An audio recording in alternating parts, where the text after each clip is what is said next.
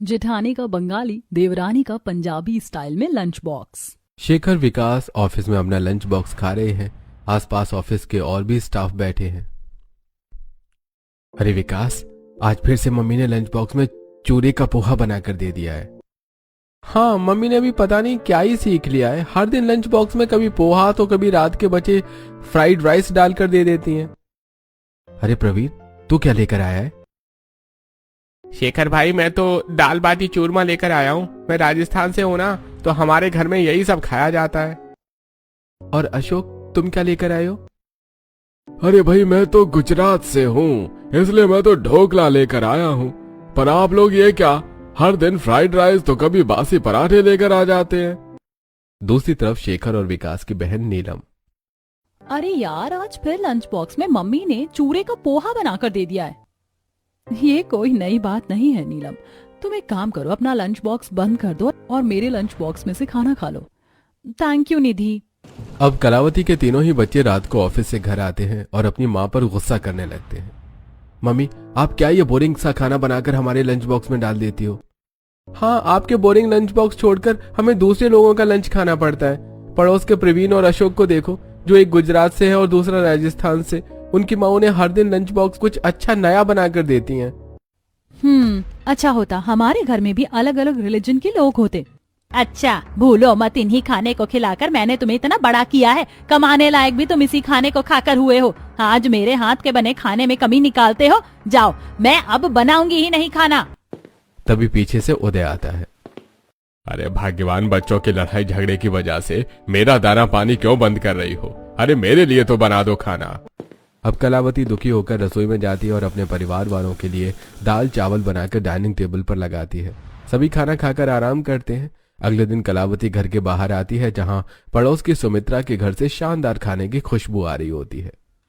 अरे सुमित्रा, आज सुबह सुबह तुम्हारे घर में ऐसा क्या बन गया जिसकी खुशबू पूरे मोहल्ले में फैली हुई है? कुछ नहीं कलावती बहन, बस अभी गरम गरम कढ़ी में तड़का लगा कर आई हूँ राजस्थानी स्टाइल में।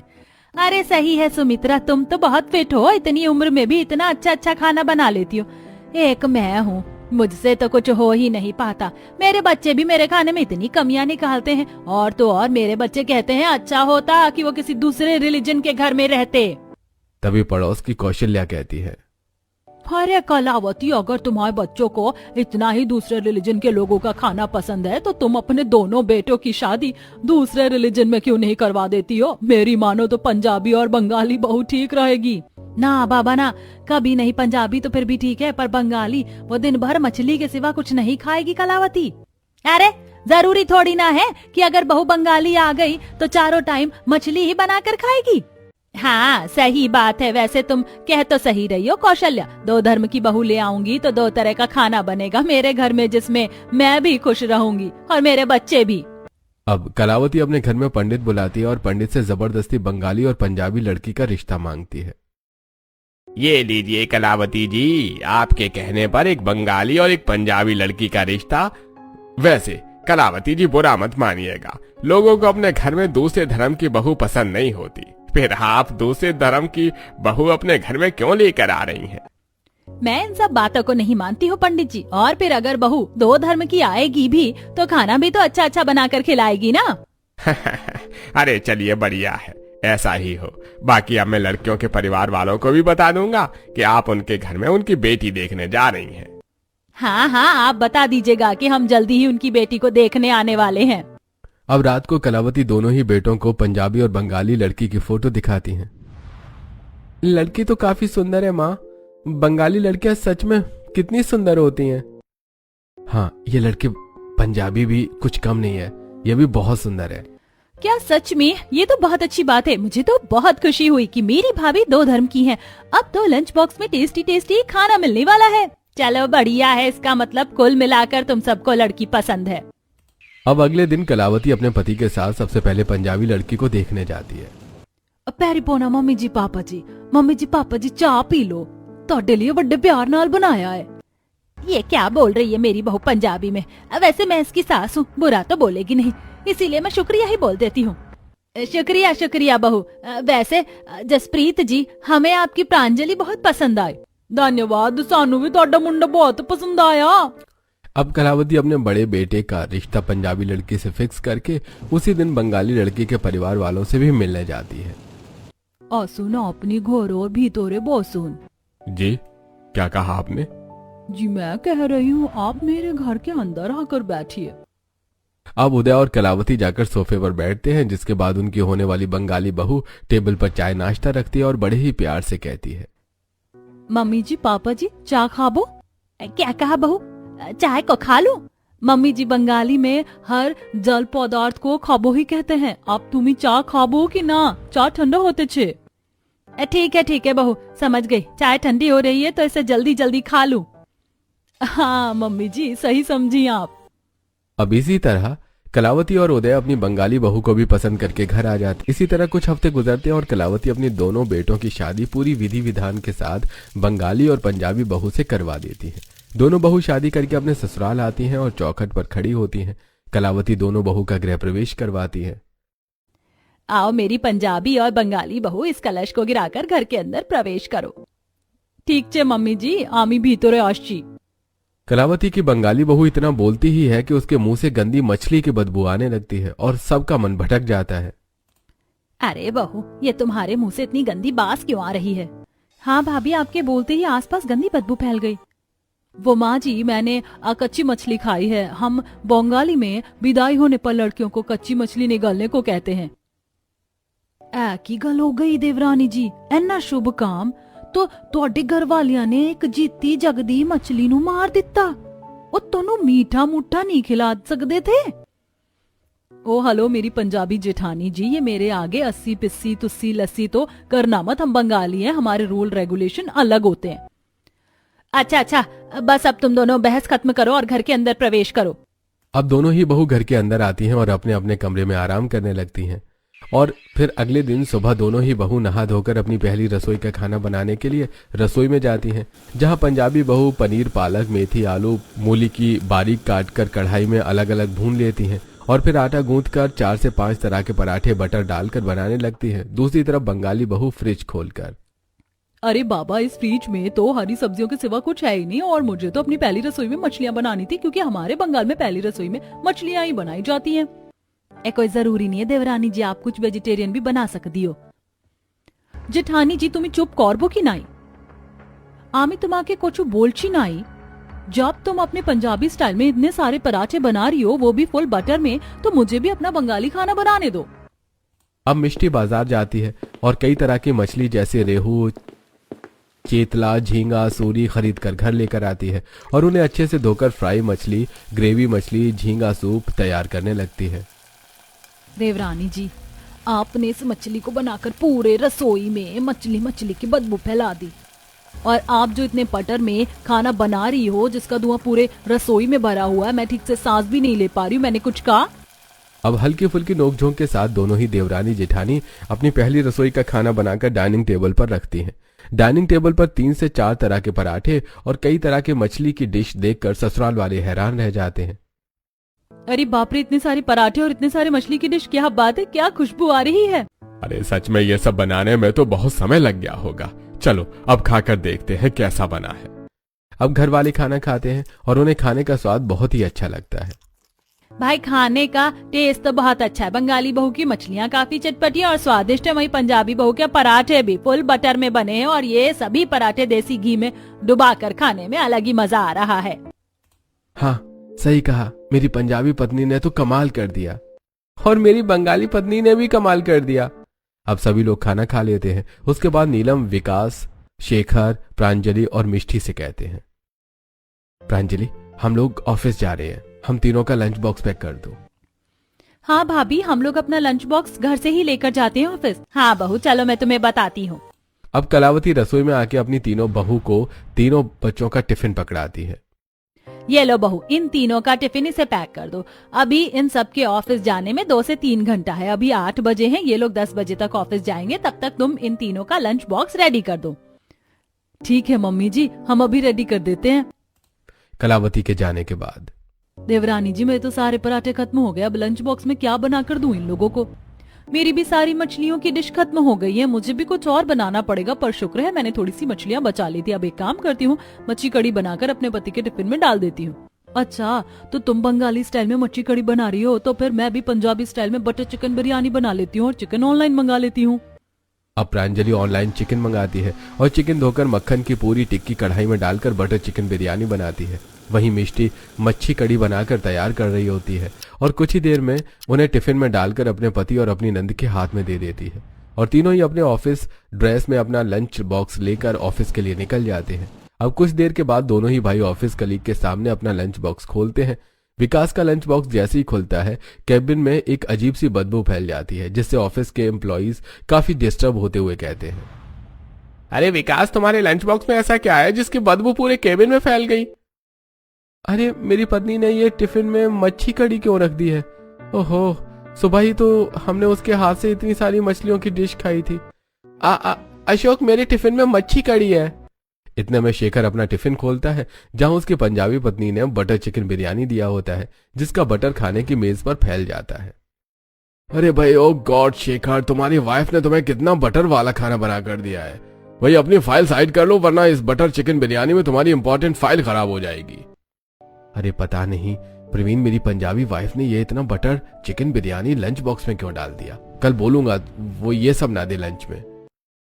हाँ, मैं भी अपनी बंगाली पत्नी से कहूंगा कि वो ये फिश मेरे लंच बॉक्स में ना दे। अरे अच्छा, तो ये पंजाबी और बंगाली भाभीियों का कमाल है। दूसरी तरफ नीलम भी जब टिफिन खोलती है, ओह गॉड, नीलम, इतना हैवी खाना तेरे लंच बॉक्स में किसने डाला है? ये मेरी पंजाबी और बंगाली भाभी का कमाल है। मुझसे तो ये सब नहीं खाया जाएगा, मैंने सुबह ही ये सब खाया। चल बाहर जूस पी कर आते हैं। दूसरी तरफ पंजाबी और बंगाली बहू दोपहर के खाने में अपने ससुराल वालों को भी बटर चिकन बिरयानी और मच्छी कड़ी खिलाते हैं। अरे भाई मिष्टी बहू, हम समझ गए कि तुम बंगाली हो, इसका मतलब ये थोड़े ना है कि सुबह शाम तुम मछली ही बनाओगी। सुबह भी तो तुमने ही मछली खिलाई थी, अब दोपहर में भी मछली बना दी तुमने। और प्रांजलि, माना तुम पंजाबी हो, तुम्हें हर चीज बटर में बनाकर खाने की आदत है, पर इसका मतलब ये नहीं कि तुम इतने सारे बटर में चिकन बिरयानी ही बनाकर रख दो। सुबह इतने सारे पराठे हमने खाए थे जो बटर में ही बने थे। अरे माँ जी, सुबह वाले मछली की सब्जियां अलग तरीके से बनी थी, दोपहर वाली अलग तरीके से बनी है। हाँ सही कहा देवरानी जी ने, मैंने भी सुबह बटर में पराठे बनाए थे और अभी मैंने बटर में बिरयानी बनाई है। अब ससुराल वाले जैसे तैसे खाना खाते हैं। वहीं रात को नीलम, विकास, शेखर ऑफिस से आकर खाने की टेबल पर खाना खाने को बैठते हैं, जहां रात को भी पंजाबी और बंगाली बहू ने अपने अपने रिलीजन का खाना बनाकर रखा था। बंगाली बहू ने दाल भात के साथ मछली के पकौड़े, तो दूसरी ने मटन कोरमा के साथ बटर नान बना रखा था। अरे वाह बहू, आज तो सिंपल दाल चावल बनाया है तुमने रात में। और ये पकौड़े किस चीज के हैं?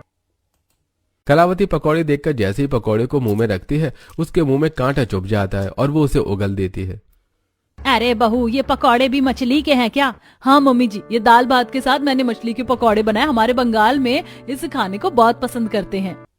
हे भगवान बहू, कितना वाहियात खाना तुम्हारे बंगाल में लोग पसंद करते हैं। मम्मी आप ठीक तो हो ना? लो पानी पियो। ए गलता, मैनू भी चंगी नहीं लगी देवरानी जी, दाल चावल में मछली दे पकौड़े। खैर आप लोग ये छोड़कर मेरा मटन कोरमा और बटर नान खाइए। प्रांजलि, तुमने सुबह भी पराठे बटर में बनाए थे, लंच बॉक्स में भी तुमने बटर बिरयानी बनाकर दी थी, और अब तुम रात में भी मटन कोरमा के साथ बटर नान लेकर आ गई हो। अरे इतना बटर खाएंगे तो हमारे शरीर में कोलेस्ट्रॉल बढ़ जाएगा। अरे सही कह रहा है मेरा बेटा, तुम दोनों अपने अपने रिलीजन का खाना छोड़ थोड़ा कम बनाया करो और कभी सिंपल खाना भी बनाया करो। सही कहा पापा आपने, और ये सब खाना घर में तो इंसान जैसे तैसे खा ही लेता है, पर कृपा करके कल से हमारे लंच बॉक्स में ये सब मत डालना। अब दोनों ही देवरानी जिठानी एक कान से सुनती हैं और दूसरे कान से इस बात को निकाल देती हैं। वहीं घर वाले जैसे तैसे रात का खाना खाकर आराम करने चले जाते हैं। अगले दिन सुबह दोनों देवरानी जेठानी फिर से पंजाबी और बंगाली स्टाइल में अपने अपने पति का लंच बॉक्स तैयार कर रही होती हैं। बंगाली मिष्टी अपने पति के लिए कपाल भात बनाकर दूसरी तरफ पानी में मछलियों को उबाल रही होती है। तभी प्रांजलि, ये क्या बना रही हो देवरानी जी?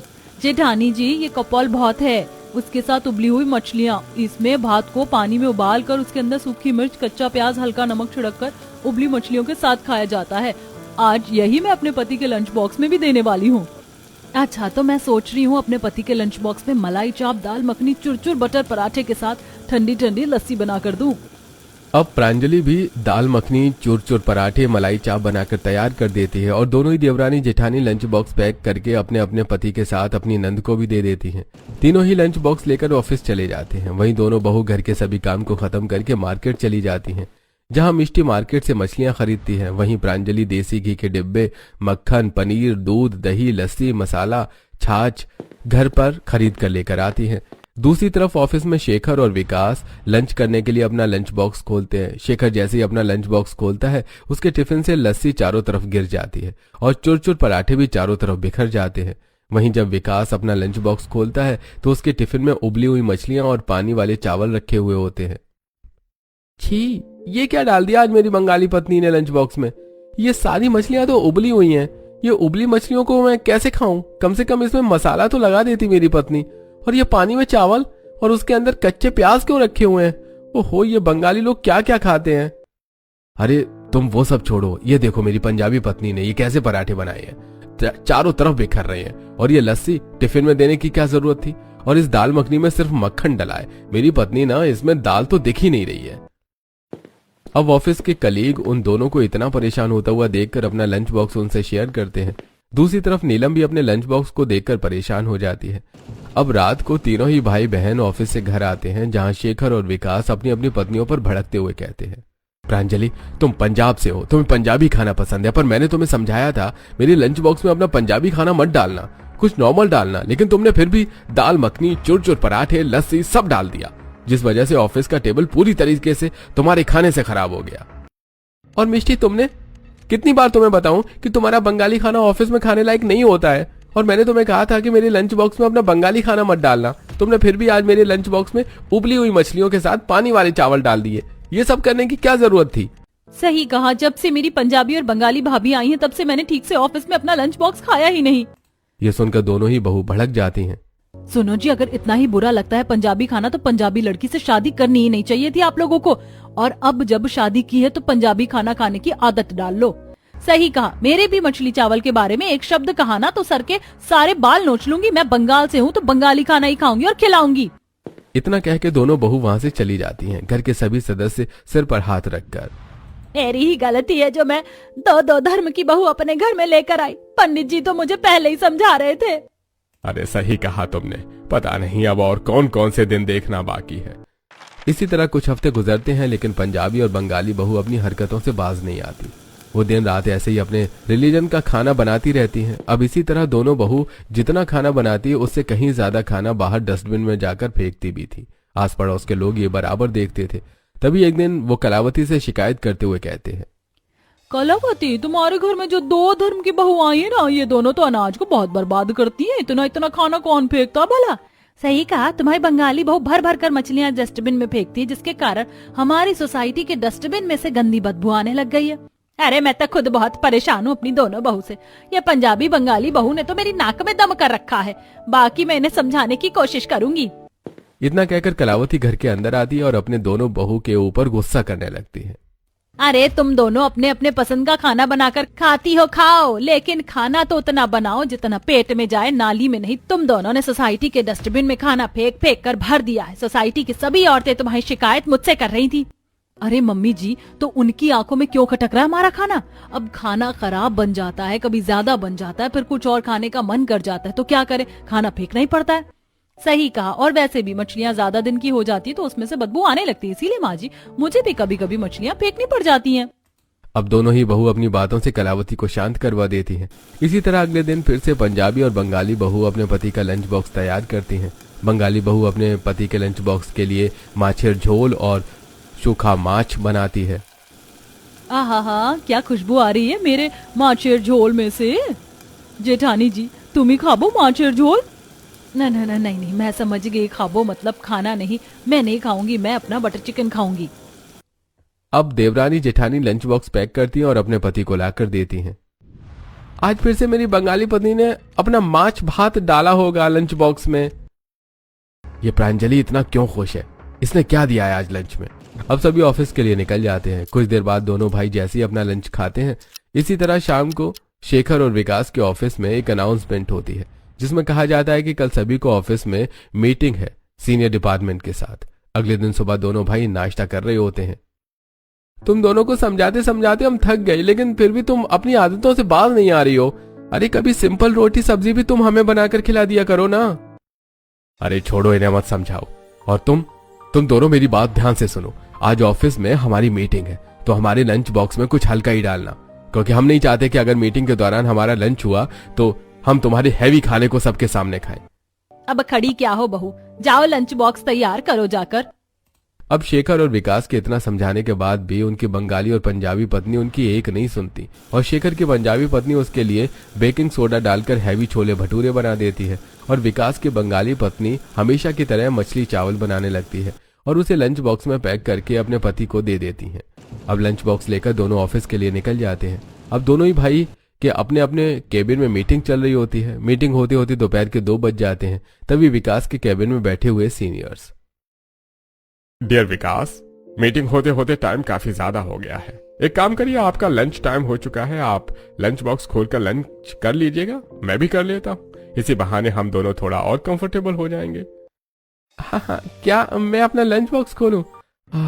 पता नहीं मेरी बंगाली पत्नी ने क्या दिया होगा। अब विकास डर डर के अपना लंच बॉक्स खोलता है और इस बार उसे समझ नहीं आता कि उसकी पत्नी ने ये क्या बनाकर डाला है उसके टिफिन में। डियर शेखर, ये तुम्हारे लंच बॉक्स में क्या है? मैं थोड़ा टेस्ट कर लूं? हाँ, मुझे तो समझ में नहीं आ रहा कि मेरी पत्नी ने ये क्या बना कर दिया है। वैसे मैंने उसे मछली डालने के लिए मना तो किया था, शायद मछली तो नहीं होगी।